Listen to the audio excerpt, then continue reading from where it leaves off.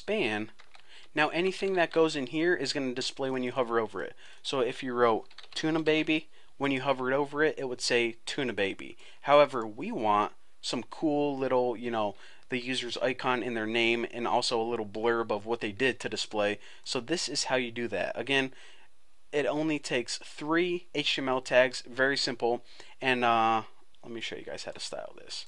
So instead of tuna baby, the first thing we want is the user's icon. So as you can see, I just have a default profile picture, so that's what we're going to be making right now. So of course, the image and the source would equal like default profile dot JPEG or something.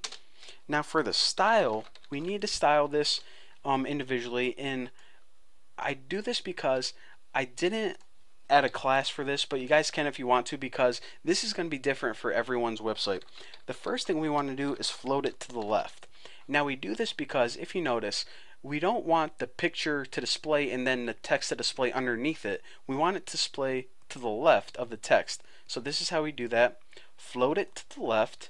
Now the next thing we want to do is set the width of the image. Now by default, the profile pictures on my website are like 250 pixels wide, and of course that's really freaking wide. So we only want to set the width to like 24. Oh great, got the hiccups, great time. Like 24 pixels. And the last thing we want to do is we want to add a margin right of about 5 pixels. And you want to make sure to do this because if you don't, the text, for example, the names Emily May, Lisa Spitz, and John Matters are going to be butted right up against the picture, and it's going to look really weird. So if you add a margin right of 5 pixels, then it gives it a little bit of padding. I don't want to say padding because that's something else, but it gives it a little space. Now that is the only thing we need to do with the user's little image. The next thing we need to do is display the user's name. So we actually put that in a div. And this is how I styled my div. I'll just put the user's name like Emily May. I think that's what I called her. Now the div, the style for this is just display inline, and that makes sure, again, that's not a block level element. The color for mine is my favorite color, CC0000. That's that cool red. And the last thing is font weight bold. So that makes the user's name dark red, and also make sure that it displays to the right hand side instead of under the picture whenever you do display inline. And now all you need to do is write something like Emily May liked your image, or we'll say liked your post, and for your post you could write something like my name is Bucky, this is a post, whatever. And what this would do is it would just add the text across from Emily May, liked your post, what is your favorite book of all time? Now clearly we have 3 different ones of these, and I can just go ahead and copy and paste it 3 different times, but if I do that, then I wouldn't get that line separating Emily May's notification from Lisa's notification from John.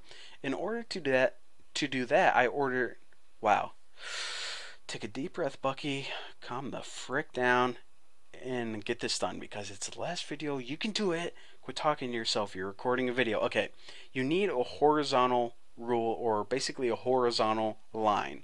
Now to do this, in between each of these people, which have an image and a little notification right now, you need a horizontal rule, and the style for this is going to be border none.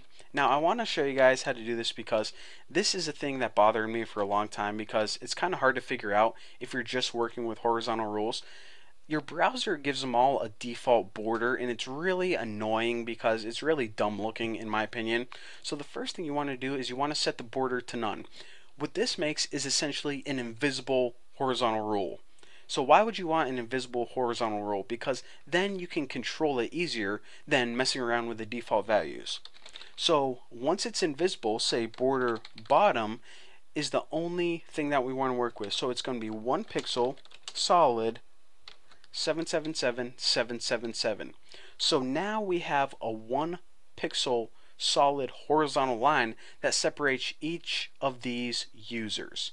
So now what we want to do is just copy this for each notification. And again, you would do this in PHP depending on how many notifications you have or whatever language that you're working with.